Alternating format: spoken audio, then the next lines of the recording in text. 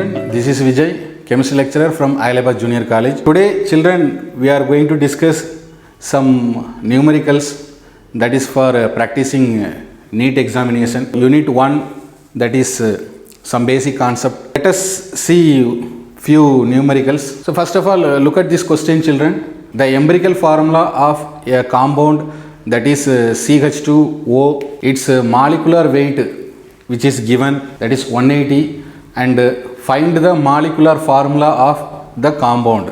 So there are four different options: C4H04, C3H6O3, and C6H12O6, and C5H10O5.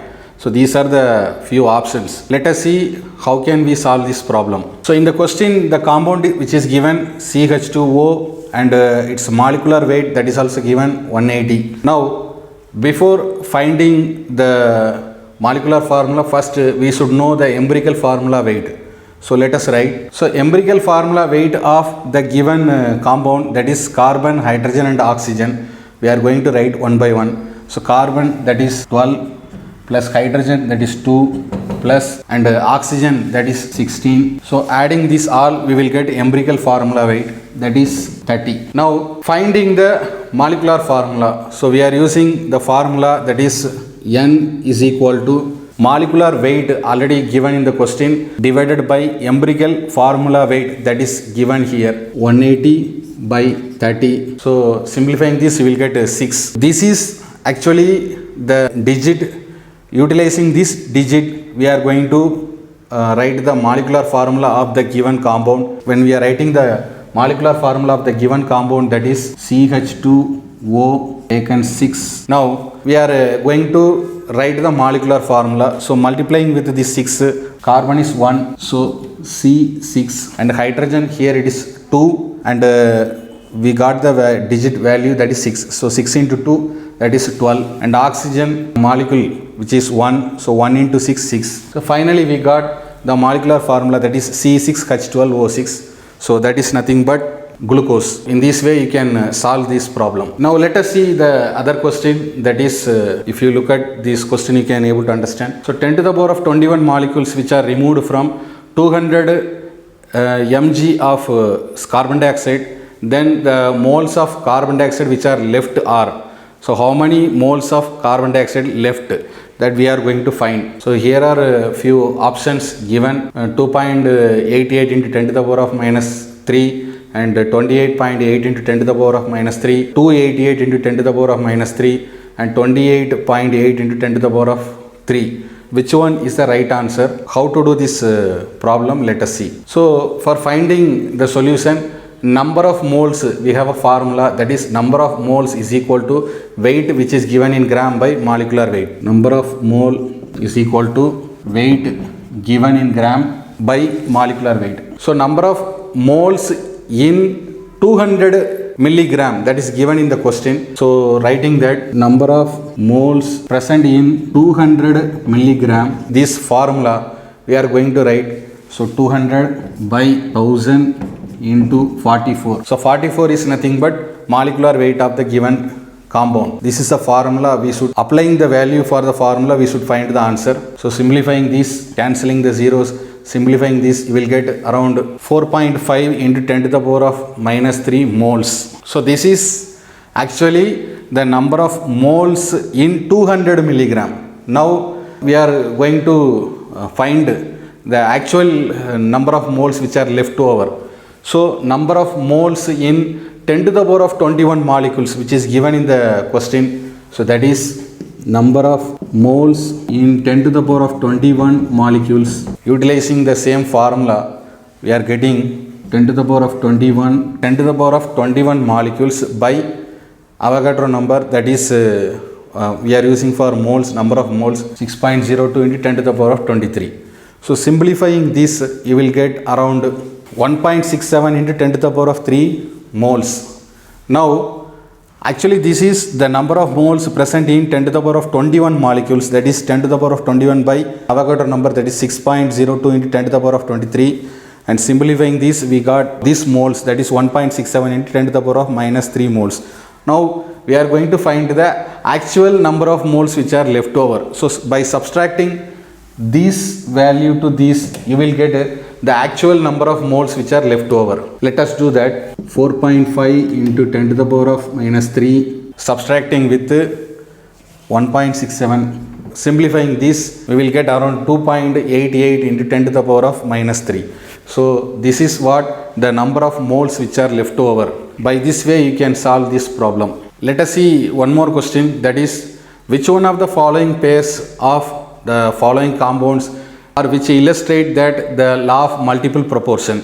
Like there are two pairs given for each option, H2O and Na2O, MgO and Na2O, Na2O and BaO, and SnCl2 and SnCl2, zinc chloride and zinc tetrachloride. Let us find out the answer for which pair which is illustrating the law of multiple proportion. So among the pairs whichever we have seen, in that zinc chloride and zinc tetrachloride which are showing the ratio that is similar to the law of multiple proportion. So let us see how it is. Zinc tetrachloride, if you take the ratio that is nothing but the molecular weight of zinc chloride, 119 is to chlorine, 2 chlorines are there, so 2 into 35.5. Similarly for zinc tetrachloride, that is 119 is to, here chlorine are 4 number of molecules, that is 4 into 35.5. If you see for the both the compounds, the chlorine ratio that is 2 into 35.5 here, and here that is 4 into 35.5. So comparing this both, this undergoes for law of multiple proportion in the ratio of 1:2. So according to this ratio, the zinc chloride and zinc tetrachloride obey for law of multiple proportion. So this is the answer for this problem. Next, now look at this question. A gas which is occupying the volume of 300 cc at 27 degrees Celsius and 620 millimeter pressure. The volume of the gas at 47 degrees Celsius and 640 millimeter pressure is, we should find out. So there are 4 options: 260 cc cubic centimeter and 310 cc and 390 cc and 450 cc. So let us find the volume of the gas, that is 300 cc at 27 degrees Celsius and 620 millimeter pressure. The volume of gas at 47 degrees Celsius with 640 millimeter pressure, we should find the volume. So let us solve this problem. So this question which is related to the gaseous law, we studied Charles law and Boyle's law. This, so based on this, first we should write the formula, that is P1 V1 by T1. P1 is nothing but pressure, V1 is nothing but volume, and T1 is nothing but temperature. So pressure for first, what is given, that first pressure, and volume for the gas of the first level at 27 degrees Celsius, and temperature that is also there, P2 V2 by T2. So this is the formula. So we got formula, we should find the volume of the gas at 47 degrees Celsius, 640 millimeter pressure, we should find out. So applying these values for this formula, we will get the answer, that is here P1 is nothing but 640, that we should consider. So applying these values for this formula, we will get the answer, that is V1 into 620 by 273 plus 47 degree. So this is equal to 620 is nothing but, that is the pressure, into 300 by 273 plus 27 degrees Celsius. Place the V1 volume on the left side and move all the values to the right side.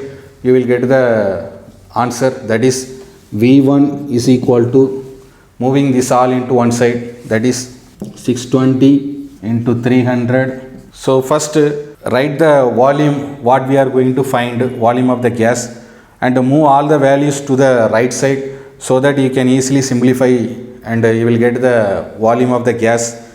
So simplifying this, cancelling this 300 and 300, simplifying this you will get 310 cc. So this is what the volume of the gas at 47 degrees Celsius at the pressure of 640 mm. So this is the answer. By this way you can solve this problem. The next question is the volume of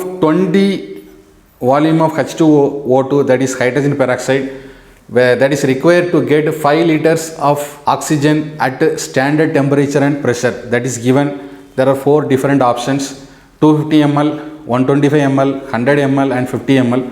So let us find the answer for this question. So first of all, 20 volume of hydrogen peroxide, that meaning is 1 ml of this H2O2 solution, which produces 20 ml of oxygen at NTP. NTP is nothing but normal temperature and pressure on decomposition by the heat. So therefore for 20 ml of oxygen, the volume of 20 ml of hydrogen peroxide that is required to 1 ml. For 20 ml of oxygen and for the volume of 20 volume of H2O2, the required volume is 1 ml. Now for 1 ml of oxygen, the volume of 20 volume of H2O that is required.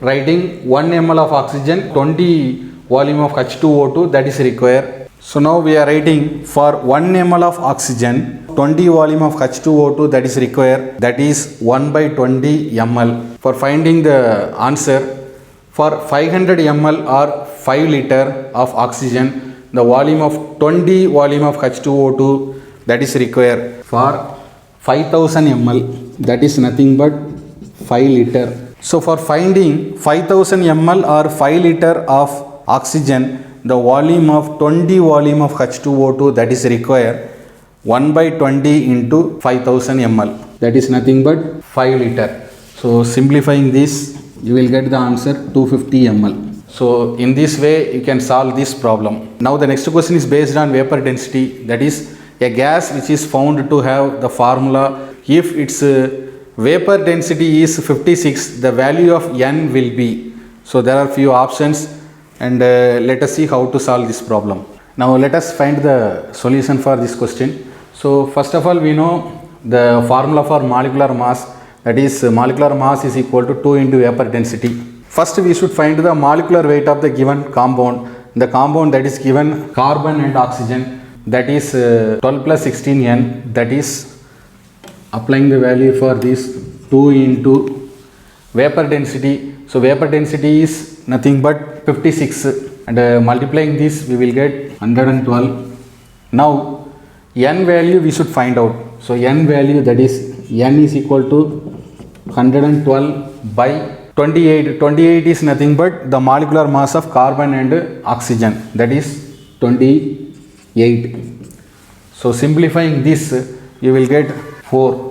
So by this way you can solve this problem. Now let us discuss the other problem, that is this question is based on the equivalent weight of the metal, that is a metallic chloride which contains 47.22% of metal. Calculate the equivalent weight of the metal. So there are few options given. So let us see how to solve this problem. So in the question, the weight of the metal which is given, that is 47.22 gram. Weight of the, suppose if we assume that the weight of the metallic chloride, metal as well as the chloride both together, that is 100 gram. Suppose the weight of the metallic chloride, that is 100 gram, and in the question that is given weight of the metal, that is 47.22 gram.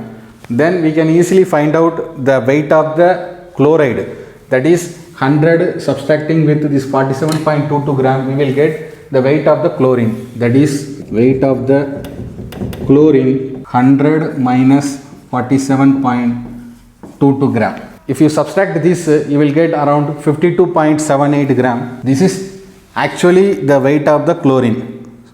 So weight of the chlorine and weight of the metal both together, that is 100, that is the weight of the metallic chloride. Now let us find the equivalent weight of the metal. So equivalent weight of the metal, that is weight of the metal by weight of the chlorine into molecular weight.